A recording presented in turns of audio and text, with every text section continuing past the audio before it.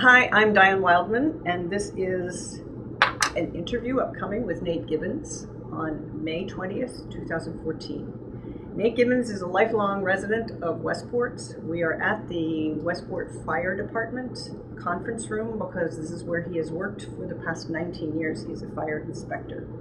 But Nate is also a Renaissance man. He's had many hats in his day: a television producer, a fine arts photographer, and instructor of vintage printmaking at Yale University, where he has also attended and graduated. Nate is best known in recent years for being the voice of reason and wit and information for Emergency Center during this storm of Hurricane Sandy, which struck on October 29th, 2012. The town was virtually paralyzed, without water, without heat, without power for more than a week, and much longer recovery.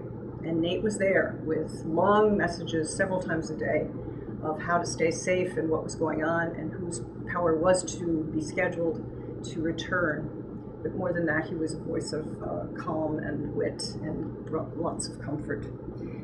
He talks about his life as well as a Westport resident and how things have changed. Like so many of the oral history subjects we've chronicled in this committee and for the Westport Historical Society, we know that Westport is lucky to have Nate Gibbons. Good morning. This is May 20th, 2014. This is Nate Gibbons at the Westport Firehouse, and he is a fire inspector. Good morning, Nate. Good morning. On October 29th, Hurricane Sandy hit this area and devastating damage. You personally were integrally involved in the emergency rescue operation and recovery. I looked up on Westport Now, for example, the edited text of what you said that on November 3rd, several days later, and it was huge. It went on for pages. That means the information coming from this place was fast and furious and changing. Tell me about those days. Hurricane Sandy was a singular event in Westport's history, probably the most devastating storm we've had here in a couple of generations. Part of what we do at the fire department is obviously protect people's lives, protect their property. In an event like Sandy, a lot of that comes down to communication, telling people what's happening, where they can go, what they can do, what services are available to help support them in their time of need. And one of my responsibilities during Sandy was to prepare radio broadcasts that went out over the local Staples High School radio station. That would be updated every couple of hours depending on how things unfolded. We chose radio for its reliability. One thing we've learned in the past from other storms like Irene and the no-name storms, things like computers and internet are still quite vulnerable. For example, the cell towers almost all went out during Sandy, so cell phone service was kaput. And of course, Cablevision, they went offline as soon as the power went down. So now where do you get your emergency information from?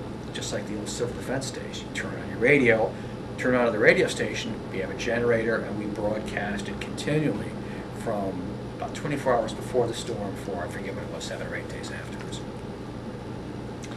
And what was your personal role in this entire operation? First of all, tell us how the whole team set up for that. There are two broad areas of operations, I should say. Here at the fire headquarters, we have the Emergency Operations Center. It's run by the fire chief, Andrew Kingsbury, and he brings in sector experts that deal with all the different aspects of the emergency. For example, sheltering. We have a group that handles people going into shelters.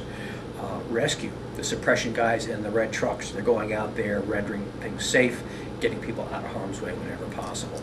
And things as mundane as logistics for food, electricity, telephone service. We have all the utility companies downstairs, they meet with us, as well as people like myself, fire marshal, and support from various staff members here who bring in different things.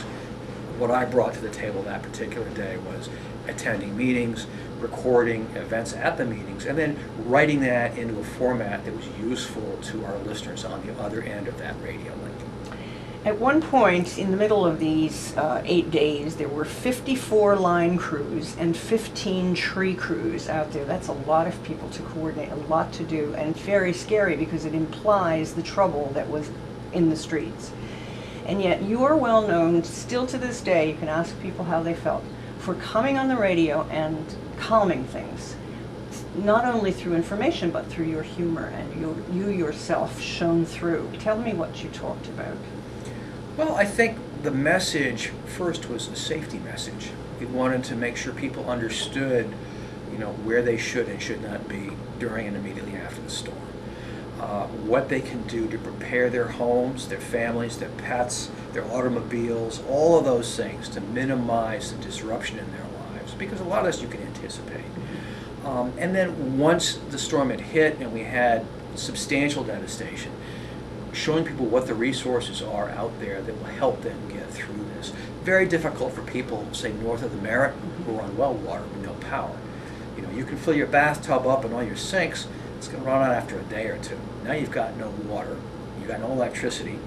Basically, you're back to the colonial era, with the exception that you don't have a well you can go and fill your bathtub up with. So getting through challenges like that requires a sense of humor, I think. It requires, I think, sharing experience from my past. I've been through many storms in this town. And trying to keep a positive attitude. I can be cynical here and talk about people who have high expectations of their town, of their utility company, and of society in general to get everything back to normal as soon as possible. We all want our internet back. We all want our cable to work. That's not going to happen when you have a Sandy. I was down the Jersey Shore 3 weekends ago. You go down there, it's still devastated. Years later, it's still empty lots and ruined houses. So you can't expect it to be like a light switch and flip it up and down. So, to get people to talk them off the tree, off the cliff, use a little humor. There were some things I saw, which I reported, which I thought were very funny, and it takes your mind off things. Can you remember any of these anecdotes that you passed Oh, along? sure. The one I loved the most, the night of the storm, I wasn't on the radio. The night of the storm, I was down on Main Street. That was my area that I had to be in charge of. And we had flood water. Once it came over the seawall by Taylor Place, it filled up Main Street in the space of maybe half an hour. Literally, it was marching up the street as fast as you could walk.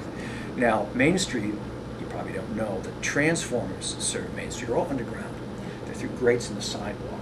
When the salt water starts pouring through those grates and hits those live feeders, they start to boil. They short out and they boil like a giant immersion heater. If they boil too much, then they explode. So what I'm doing is I'm on the radio to my bosses here, pleading to get the power company to kill the power to Main Street. We started this at 6 o'clock, really before they had breached the wall. About 8:35, they finally pulled the power, and it's a good thing they did. We could have ended up with a situation not dissimilar to Breezy Point, what you saw going on down there. I'm not saying it was going to happen, but from my little area, my downtown commercial district, that's what I was focusing on, running it safe.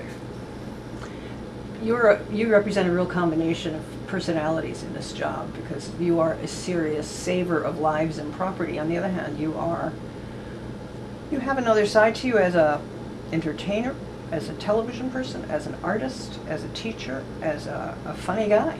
And I'm not a stand-up comedian. The whole is close enough, You bring a light touch to things, which is, I think, what really resonated with people listening to you.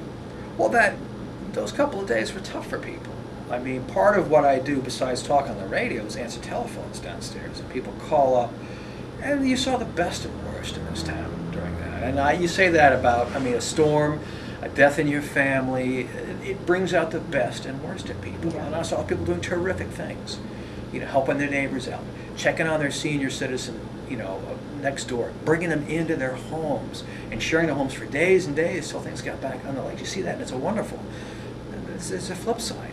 There was one neighborhood in town that banded together to call us downstairs, as if taking up our phone lines with their constant phone calls complaining about the lack of power was going to get them their power any sooner. It was very irritating to me personally, because we try to be nice to people, but somehow they were seeing this as a neighborhood action group, and they were going to tie up our lines till we fixed their problem. It's extremely selfish behavior and extremely dangerous behavior. And ironically, that particular group, I won't mention the street, their outage was not caused by Sandy. Their outage was caused by a coincidence of the failure of an underground line. They had underground service on their street, all new homes. Well, it just happened to fail that weekend. It wasn't even Sandy. Wasn't even there. Oh my gosh. Well, you've got to deal with the public, and there you are. Oh yeah, well, it's the public's what we do. We're public servants here. That's the number one thing to remember about police and fire. We're public servants, and I take that very seriously. We're here to serve the people in our town, and that's really kind of my customer service focus in a lot of what I do as a fire inspector. Dealing with stores and everything is to help them be safe. They want to be safe. I think most people do. They don't want their employees hurt. They don't want their customers hurt. And guiding them through the very convoluted code process, it can be very challenging.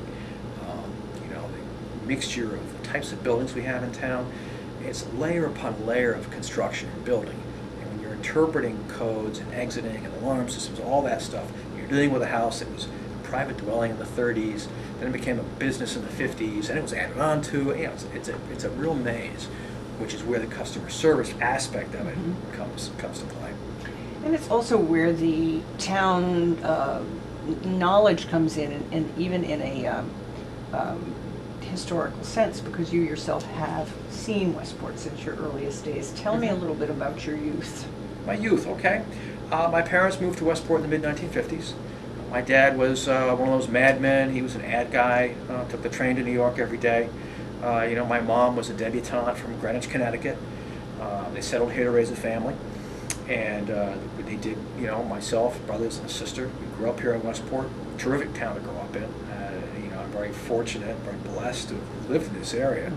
I've traveled around the world for business. Believe me, this is a great place here. It really is superb for lots of reasons. The physical nature of it, the sound, the resources that are available here, intellectual activity, certainly the spunkiness of the population, which has been a constant.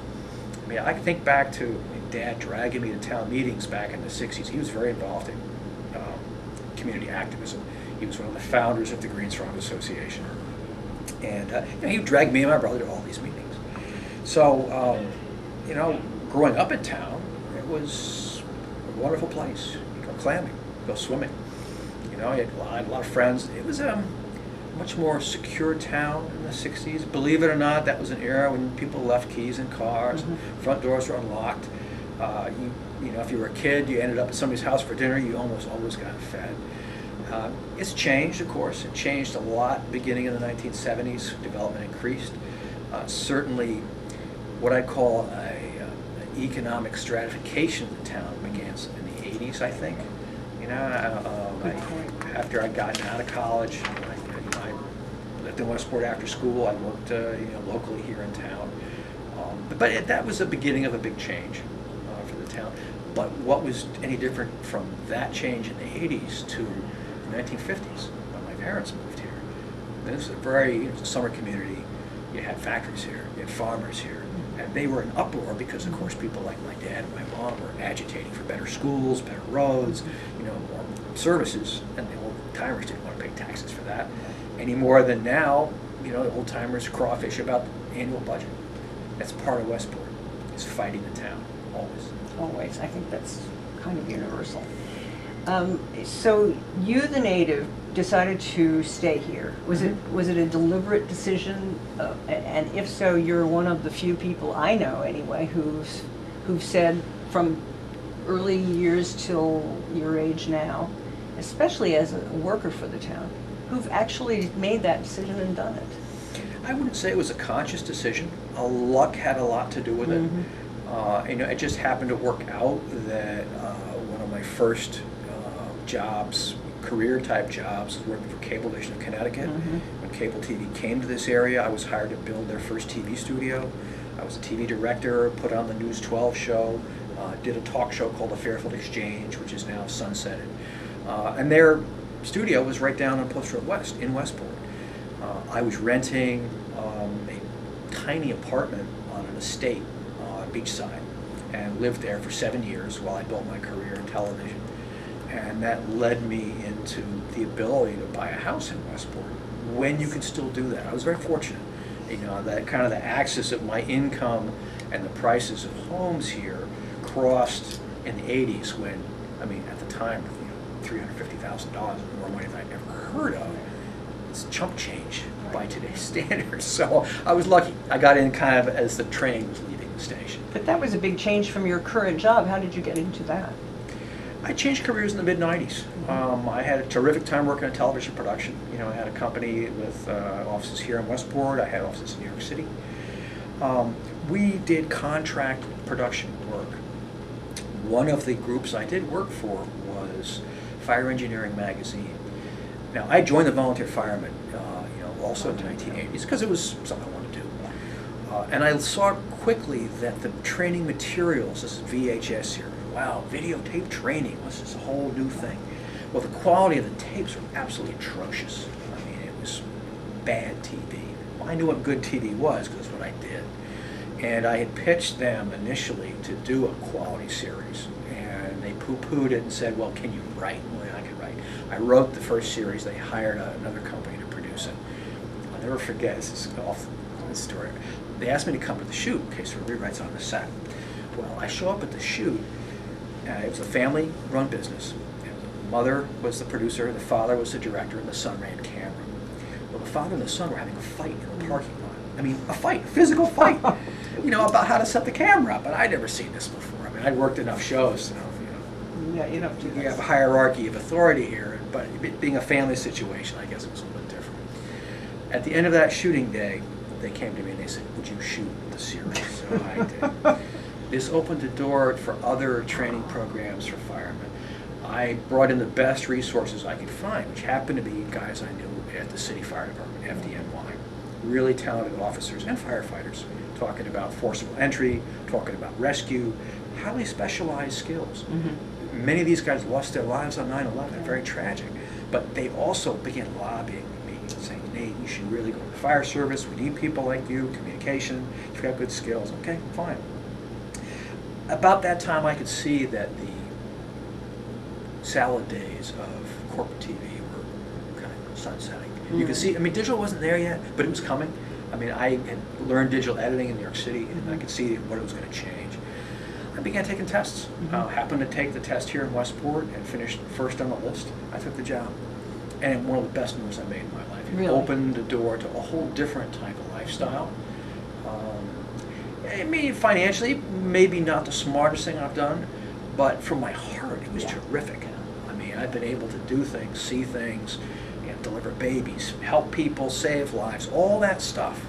Even the cats out of the trees, we do that too. Or deer out of swimming pools, you get to do all those things. Every day is different. You're outside, which I like, very physically active, which I also liked. It wasn't corporate at all, but it's got its own politics like every organization does. And now it's 19 years. I'm at the end of my career. Soon to leave. We'll see. Okay. We can turn the tape off. We could talk about that, right. but I'm not going to talk about tape. This whole change was really part and parcel of everything, which is that you are a naturally helping a guy, and I could see that watching you teach at the library in March. And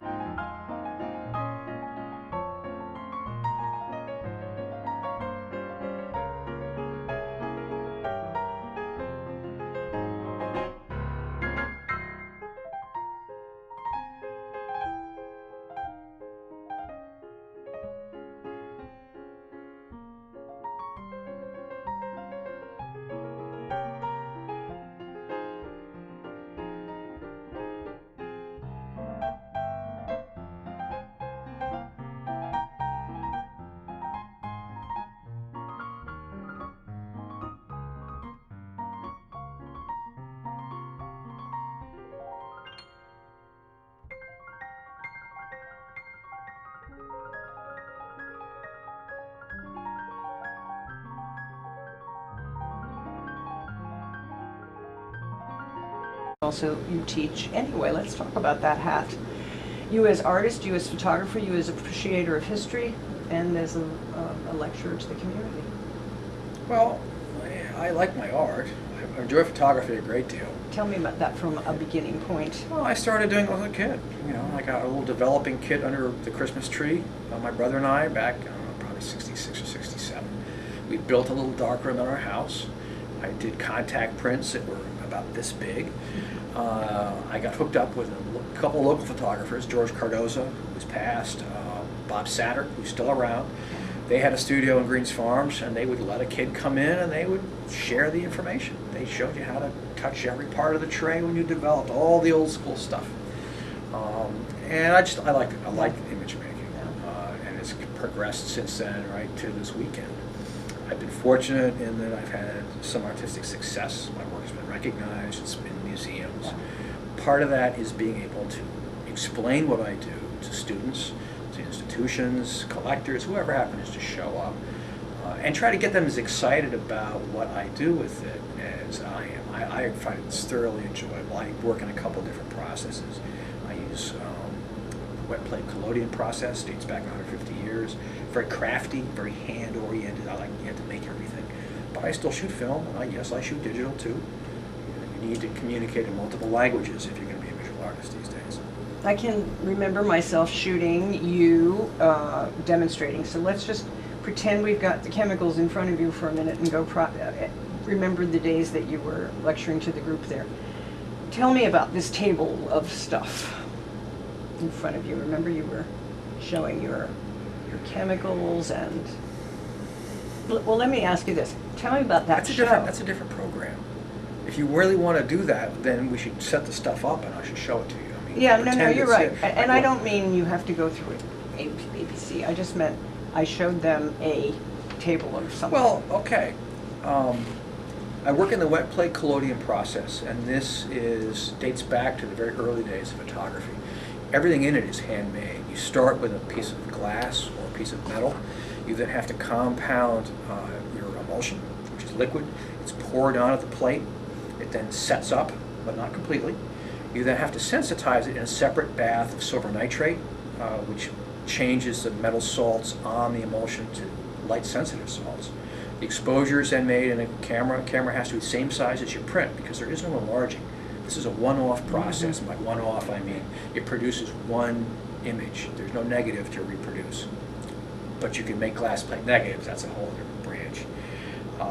You make your exposure. You then develop it immediately because if it dries, hence the name wet plate, it's no longer sensitive to light. And you fix it. You have instant gratification in about 10 minutes. When I first began working with the older processes, I figured it was hours. These guys were hours slaving in a tent. No, not as fast as a Polaroid, but pretty darn close.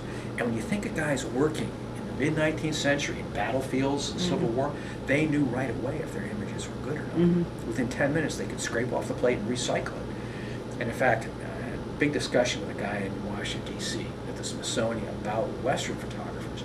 He was commenting on how great their work was. How could they produce such fabulous collections on all their trips? Well, the guy never shot before. When I explained to him, well, yeah, you recycled your negatives. It's just like a digital file. You just delete the ones you don't like, so the file gets better and better and better. And these guys, they scratched out the glass plates they didn't like, and they reused them. Right there. Comes right off your finger. So at the end of a 10-day expedition, all they had was the best of. So of course they had great stuff. It's what every photographer dreams about. Is saving all your good stuff and nobody sees your mistakes. I love that, and I loved your show. Tell me about the Erie Canal for a minute. The Erie Canal project, you mentioned I like history, and I do like history. I think the history of New England is interesting. I think that a lot of artifacts around here that lend themselves to my style of artistic expression.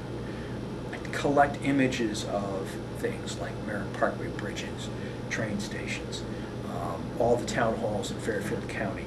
The Erie Canal popped up because it's an incredible industrial ruin that no one's done much with. It stretches for over 300 miles from Albany to Buffalo, New York. It was all hand-built in the early part of the 19th century. Literally hand-built, the same way they did the pyramids. All they had were oxen, mules, their hands, and their hand tools. And yet the structure itself is beautifully what's left intact. Great limestone work. It functioned incredibly well, created New York City, made New York what it is today. And it got into my mind to trace this path to see what was left of the original canal. It's been through several, metamorphoses in its career. The first one is what I was looking for. And through research, Google Earth, there's a plug for Google, satellite imagery, I was able to find most of these old locks. So we put stuff in the truck, took off. We spent the summer of 2010 looking for these things. Some were easy to find, some were incredibly hard to find. But they produced a set of about 75 plates.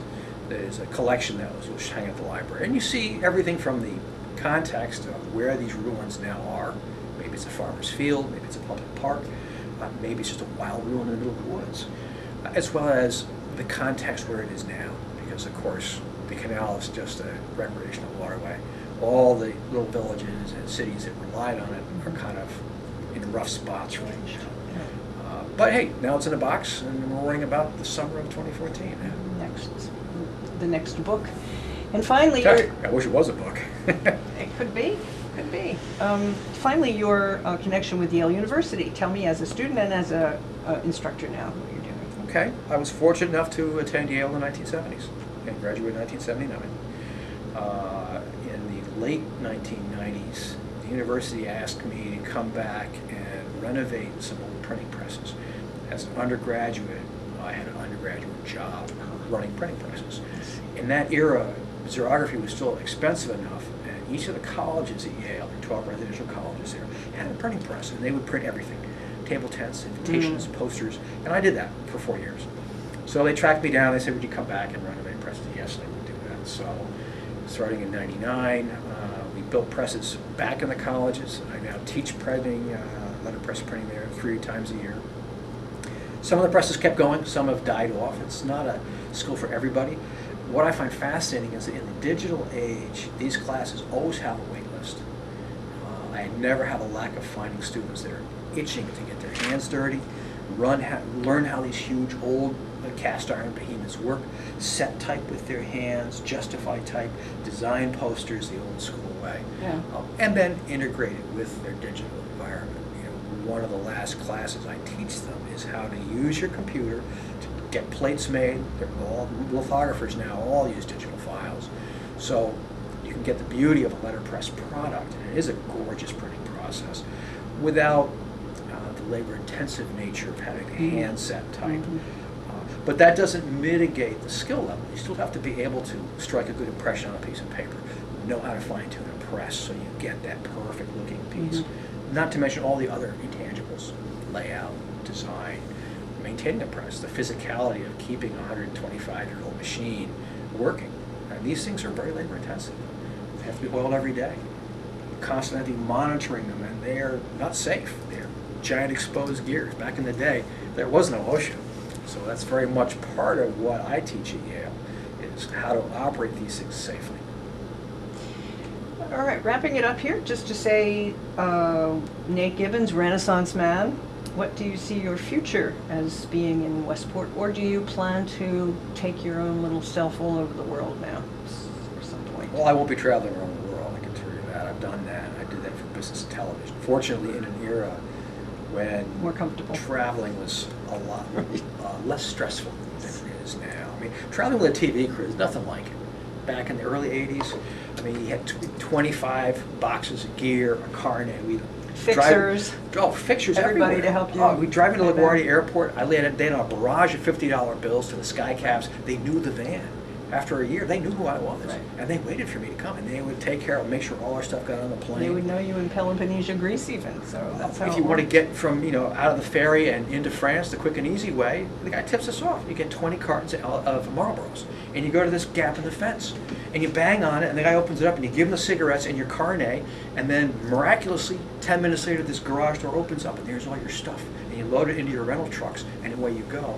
And meanwhile, you look down the street, and here's a line of people waiting to pick up their commercial gear that's 4 hours long. That's the fixer nature of the business. As far as what the future holds, I think that's something we all want to know the answer is. What does our future hold? I've got some time ahead of me, and we'll see what comes out of that. But you're pretty pleased so far that you've had a Westport experience for most of it. I think it's a terrific town, for all its warts, and it's got plenty. It's a wonderful place. The people here are fascinating. They're annoying. They're funny. They're attractive. They're ugly. They're very parochial, and yet they're incredibly open-minded. Alluding to the travel aspect of it, you come back here and you get to meet people from all over the world, and that's a very unique thing. It's a good place, I think, to raise people to have an open mind. notwithstanding how our society changes, because it's changed all over the place. And I mean, Westport is, I think, a little more plain vanilla than it used to be, but only in a small sense. I mean, you go to Staples, you go to the high school to see what the kids are doing, the productions they're doing. There's a lot going on here, and that's why it's a great place to stay, if you can afford it.